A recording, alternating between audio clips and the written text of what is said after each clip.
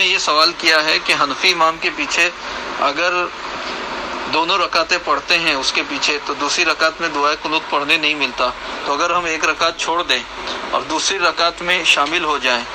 تو وہ جو دوسری رکعت امام کی ہوگی ہماری پہلی ہوگی، جس میں ہمیں دعائے قنوت نہیں پڑھنا ہے، لیکن پھر اگلی رکعت جو ہوگی دوسری وہ ہماری تنہا ہوگی،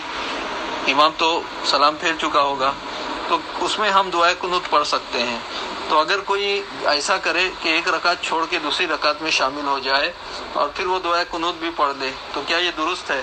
دیکھیے ایسا نہ کرے، وہ دونوں رکعتوں کی اگر اس کو جماعت ملتی ہے تو وہ دونوں رکعتوں کی جماعت کو پالے۔ اگر کسی سنی شافعی امام کے پیچھے اس کو فجر کی نماز نہیں مل رہی ہے اور سنی حنفی امام کے پیچھے مل رہی ہے تو وہ جماعت نہ چھوڑے بلکہ اس سنی حنفی امام کے پیچھے نماز پڑھے، اور دونوں رکعتیں ملی تو دونوں رکعتیں پڑھے،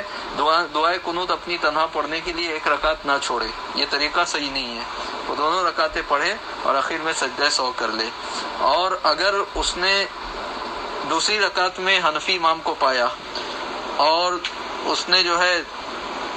حنفی امام نے سلام پھیرا تو پھر یہ اپنی دوسری رکعت کے لیے کھڑا ہوا اور دوسری رکعت میں دعائے قنوت پڑھ بھی لیا اس نے اپنی، کیونکہ وہ دوسری رکعت تنہا پڑھ رہا ہے، تب بھی اس کے لیے سنت ہے کہ وہ اپنی سلام پھیرنے سے پہلے سجدہ سہو کر لے، کیونکہ ہمارے شافعی مسلک میں دعائے قنوت سنت ہے اور ہمارے مسلک کے مطابق حنفی امام نے دعائے قنوت نہیں پڑھی جس کی وجہ سے اس کی نماز میں کمی آئی،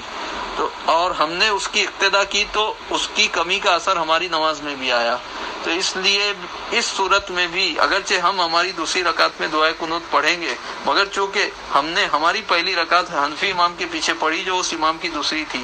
تب بھی ہم دعائے قنوت پڑھنے کے باوجود بھی ہم جو ہے سلام پھیرنے سے پہلے سجدہ سہو کریں گے۔ اس وقت اس صورت میں بھی سجدہ سہو کرنا ہمارے لیے سنت ہے، اور سجدہ سہو مذہب شافعی میں سنت مؤکدہ ہے، جان بوجھ کے اس کا ترک کرنا جو ہے یہ مکروہ ہے، یہ بری بات ہے۔ واللہ تعالی اعلم۔